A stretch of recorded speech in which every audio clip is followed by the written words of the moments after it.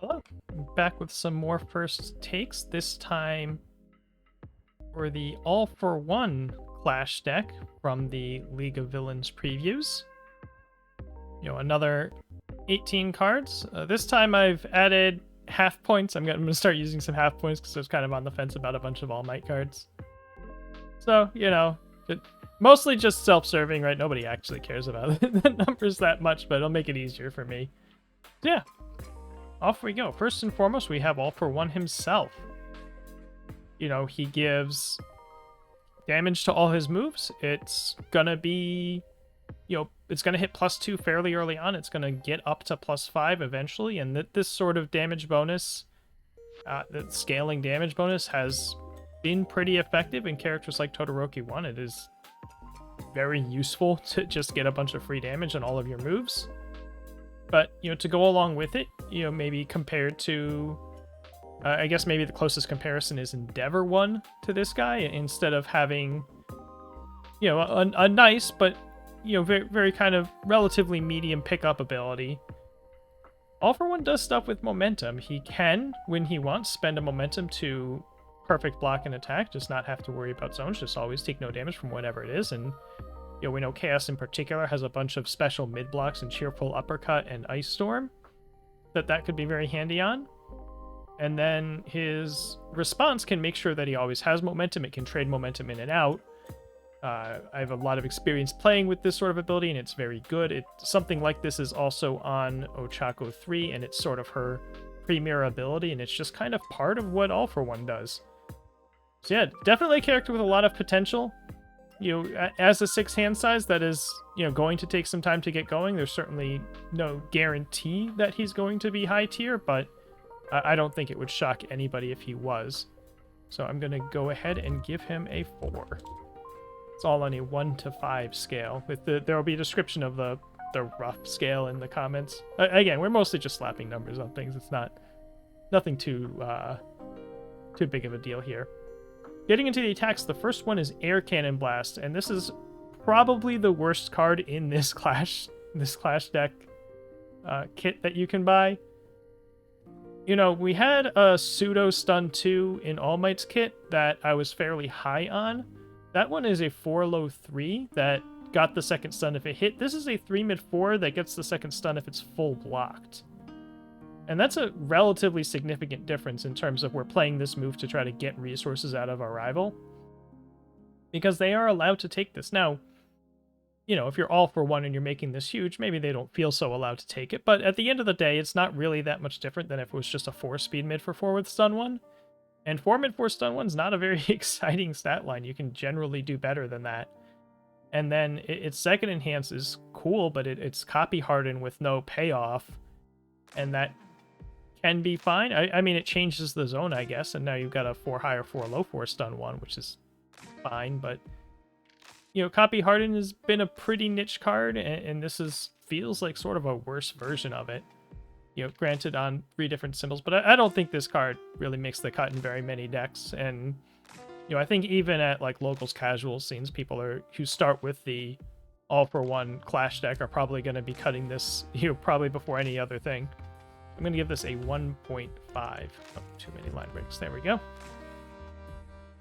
Next we have Combination Charge. This is a weird one to get the head around. So it's an if blocked trigger to get that damage pump. And the awkward part about that is you kind of want to put damage on it to make it very enticing to block, if that's what you're here for. And if you're a character like All for One that's putting damage on everything, I mean, even more damage is good, but you'd almost wish this was giving speed in that case. But it's better than not having that ability, and the second enhance is pretty compelling. It's 2 and 3 chance or whatever to draw a foundation off of it. That's a nice little cantrip, not bad value. I could see a deck, maybe not All for One himself, but a character that can't pump every attack so easily, but can make this thing, a bit scary without too much investment, of course. Might play something like this. So, I'm thinking of Shigaraki has a 3 low 5. I forget the exact name of that sees some play sometimes. I think this is probably going to be in a similar space. I think this is going to see a little bit of play. So we'll give it a 3.0.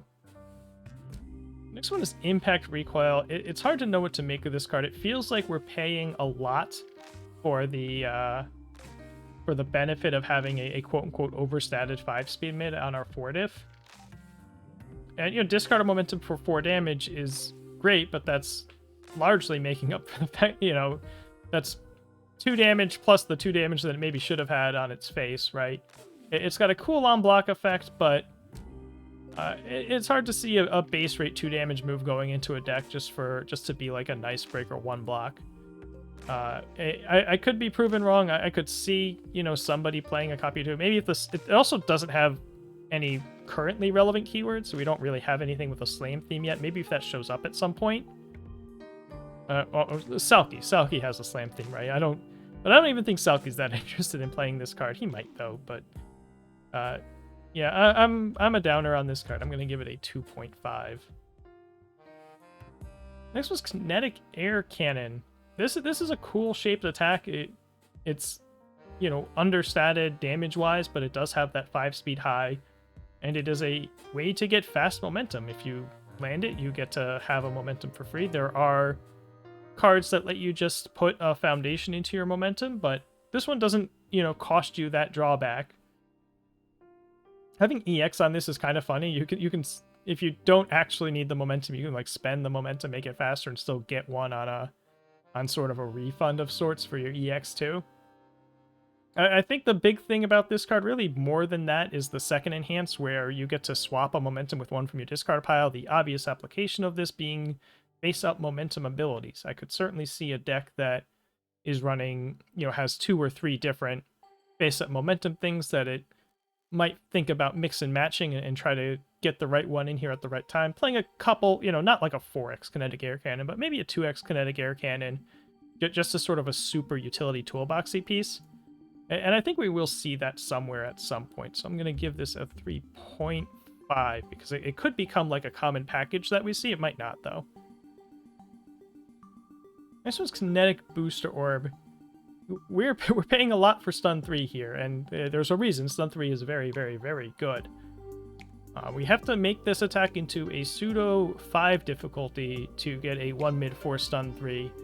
I don't think anybody really wants to pay that rate, but I will admit that, you could have a deck that is really, really in on stunning the opponent out, and this is a way to help you get there. So, I'm going to give it a 3.0. I think it's pretty niche, but somebody's going to try to do this, right? Play some Kinetic Booster Orbs with everything else they can find that has the word stun on it, and try to do something 3 or 4 attacks deep once they've fully committed out their rival. Next one is Quirk Combination. This thing's kind of just a stat stick. It has a nice block, and that's cool. It has the Fury keyword. It's low zone. It's a nice stat stick that enhances pretty conditional. You have to feel relatively confident that you're going to be outbuilding your rival to do this, but there are decks where that's the case. And then the second thing that needs to happen is that you need to be interested in an attack that's just kind of a stat stick Fury move. Or, you really want that Deadlock enhance, perhaps. So I could see it showing up. It's a bit of a narrow, space between, decks where maybe you're debuilding your rival without debuilding yourself, which isn't too common, but, we think of Moneta and whatnot, right? And then also, not wanting a bunch of utility moves. It does have the block. There's a lot of little things that make this card appealing. But I think first and foremost, you have to feel good about activating that enhance. So I think it'll see some niche play, but not a whole lot of it. So I'm going to give it a 3.0. All right, we can get into some of the cooler moves. Now we have Rivet Stab. And unlike All Mights, this is not just a damage stick 3 diff. This has the ability to cantrip to draw a card, which is nice and fairly compelling. If you're a character that is giving free damage, you are reasonably interested in this. Not only is it, the attack itself is not well statted, right? You're getting 2 low 2, but you have an opportunity to make it a pseudo 4 diff, 2 low 5 or whatever, or too low 4, which is fine. If you read this as a 4 difficulty too low 4 cantrip with some keywords, could see some people wanting it, and then you might have decks that are playing a lot of 3 difficulty foundations that are thinking they can do more with that. You could have some splash ally stuff with Friends of Animals being a little bit interested in this, although it'd be a weird thing to be sort of your only use for that. This is a neat card. I think people are going to try this a little bit more than maybe they should. But I think there's going to be some decks that are kind of happy with it. So I'm going to give this a 3.5. And actually, ultimate combination. This is... Powerful 4 is a lot. And, you know, we've seen Forceful Blow from Heroes Clash as a 4-speed mid Powerful 4, and the 4-speed mid is supposed to counterbalance the fact that Powerful 4 is a lot. Ultimate Combination doesn't care about counterbalancing anything. This thing is going to be a 6-speed high, maybe later on a 7-speed high, you know, an all-for-one if you're really pushing it. Who knows how much high. And still have Powerful 4, and also, depending on the nature of your momentum, refund you some of it. This is a pretty big haymaker card. I think you're going to see more decks than just all-for-one trying to use this. I think this is kind of going to be like a Prominence Burn situation where, you know, there's a bunch of decks just looking at this and thinking like, okay, how can I really slam someone with this thing? And, you know, I think some people are gonna find some good ways to do it and really use this to break some games open. So I'm gonna give this a... Ultimate Combination gets a nice 4.0. Certainly the best attack of the lot. This is kind of gonna be kind of the reverse, where All Might had a bunch of interesting attacks and his foundations were mostly uninteresting in terms of competitive play, or very niche, and All For One's kind of the reverse. His attacks, you know, Ultimate Combination is probably going to show up. The rest of it, you know, niche at best kind of stuff, but his foundations are pretty good. Just a quick water and then we'll get started on those. Alright, and our first foundation here is Master's Pride. So at first blush, this is worse requesting. Well, it certainly is worse requesting assistance, right? Requesting assistance can ready any foundation. You can do it at any point when you have momentum. You don't need to do it exactly when you get the momentum. It doesn't have the relatively small deadlock ability on it, but this is, you know, by all accounts, a not as good requesting assistance. That said, requesting assistance is, you know, a fringe bannable card. That I think a lot of people believe is not going to survive whatever its entire lifespan is, because at some point it's going to be able to ready something really stupid. And so, you know, a less good requesting assistance is still pretty good. And it even shares a symbol. I could see decks running for this for requesting, like a Chaos Ochako 1, just, you know, what is a committed foundation kind of thing. And, you know, in practice, requesting assistance does end up readying a face down or something a lot of the time, so it's not really that much worse in terms of, you know, its floor usage is pretty much just about as good. So I do think we're going to see this one, you know, not everywhere, but it's going to see some play. I'm going to give it a 4.0. All right, this next one is Behind the Curtain, and this card is cool. I don't think it's good. You know, until we get a character that is very reliably discarding a momentum on every single attack that will turn this into one of those 2/5s that gives +1 to everything, it's kind of just a worse, awkward version of one of those cards, and the stack a bunch of these to get a neat deck manipulation effect in a really deep game situation isn't really enough to make people want to play this, I don't think. It'll be fine casually, and somebody's going to do something cool. You know, somebody's going to play it at locals. They're going to get 4 of them, and it's going to be absolutely nutty. But yeah, this is a 2.0. I think competitively, it's a coaster. You know, local casuals probably have a little fun with it. All right, the next one we have is Crushing Truth, and this is a pseudo reprint of an old card called Formidable Task, I believe.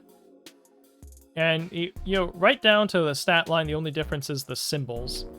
So this will seal in all good or order attack. And the way this card works, the way the older version of the card worked, and the way this one's going to work is that if there are a couple of moves that are on these symbols that really need to get all of their enhances off, like imagine if Home Run Comet was on these symbols, for instance, where if you only get to play one enhance on Home Run Comet, it's not good at all, right?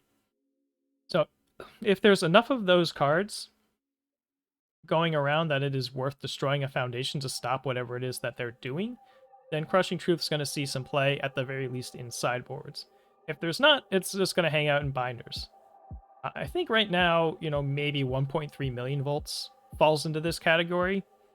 I think that's a pretty good one if you can force them to have to use the damage enhance first before they get to do any of the stunning and before they put any speed on it or anything like that. That's kind of fringe.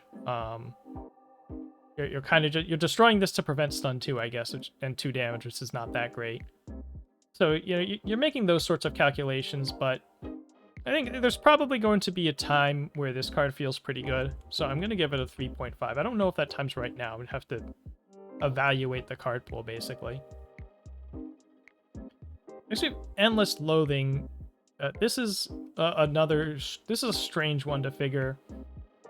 Some people could play this for the Deadlock ability. For sure, that's a reasonably fine Deadlock ability to have, because one of the things about the Deadlock situation is that if you're both pinned at 10, you can't necessarily pass a big string of moves either, right? It's not like checks don't matter when you're at 10 foundations, so the Deadlock flip for +2 to a check and -2 to their check is certainly nice to have. And it's kind of a cool backup, because the form is not necessarily guaranteed to be useful, but if you are playing 3 difficulty foundations and you're doing some poke turns, there's going to come a point, in theory, where the form is sort of a nice way to save you a bunch of committing on your post-poke builds, or if you get hit with a Cheerful Uppercut or something like that. So, and it's got a fine block. I think this is going to see some 2x kind of play, mostly in decks that are kind of heavier on the foundation difficulty, which there will be more of as the card pool gets bigger and people want to, get there instead of playing as many spams as possible, because the foundation quality is whatever anyway. You're going to see more trying to fit in more 2 diffs and 3 diffs that do bigger things and really try to minimize spam. And a card like Endless Loathing can sort of help you get away with that. So I think we'll see some of this. I'm going to give it a 3.5. Forced Quirk Activation. So both modes of this card are very, very good. Granted, awkward, destroy for destroy, destroy for targeted destroy, has some little conditions and things like that, but overall, you're going to be able to reliably hit a lot of different foundations with this. That's very good. It's not like it's leap years better than Apathetic or anything, but it is very good. That's definitely a nice ability to have. And the on-command go get a momentum, including a possible face-up momentum, also very strong. I would expect to see this in, maybe not every deck on symbols or anything like that, because you probably want some cards that do face-up momentum or something. Or, and have a way to spend momentum, but most decks do. Most decks will be looking to find something. But I think this is going to feel kind of extra impactful when it does get used. So I'm gonna bump it up a little bit. I'm going to give it a 4.5. Next we have Helping Tomura. This card's pretty simple. It's a spam with a 4-check. If you want to get literally as much momentum as you possibly can, you're very likely going to consider this card. If you do not care about getting boundless momentum, you're not interested. Right? Destroying a 1/4 foundation to turn it into a momentum is a fine rate, right? There's a lot of 2 diffs that blow up to get momentum that people don't mind playing. But it really needs to be one where, you don't just want 1 or 2 momentum. You want 3, 4, 5, 6 momentum to do whatever it is you're doing. And decks like that might happen, but so, I think we'll see this here and there. I'll give it a 3.0. And then Mastermind Revealed. This is a big boon for the evil symbol to give it some way to help it pass some blocks that isn't the unique sticky balls and some one diffs that blow up, or give really minor speed minuses. This is a nice 2/5, big blockade. Once only though, it's a flip, and you have to be blocking with a foundation. It's a little awkward like that, but I think there's going to be a lot of beggars can't be choosers going on. The look at momentum thing is kind of just a neat all for one ability or whatever. I mean, maybe you have some sort of targeted momentum removal, but I think this will be in most evil decks. Maybe not so much in any chaos or void decks that don't necessarily need the blocking help as much, but just because of what it's going to mean to evil decks, I'm going to go ahead and give it a 4.0. I think I skipped a card name on my little sidebar here. Just have to fix that. The next one we have is Taunt the Hero, and this is flagrantly a one for one all for one only card. Trying to type and talk at the same time. And in all for one, you probably play a couple copies, maybe 2 main, 2 sideboard. There's no guarantee that they're going to have any deadlock abilities that are single use and that good to negate, but when they do, you really, really, really want to have a card like this. Something like a pull no punches can be solved with an irrefutable or going after the foundation. The problem for a lot of decks that want to cruise into deadlock tends to be deadlock abilities on attacks, and that's where this card can really come in handy. So I think All for One does go ahead and play it at maybe a couple main, couple boards, something like that. It's almost certainly not getting played anywhere else. And the last one is Where's Your Smile Now? There's, if you think about it, there's a lot of stuff that uses discard piles in the quote-unquote meta right now. Jiro wants to have the specialized sound waves in her discard pile.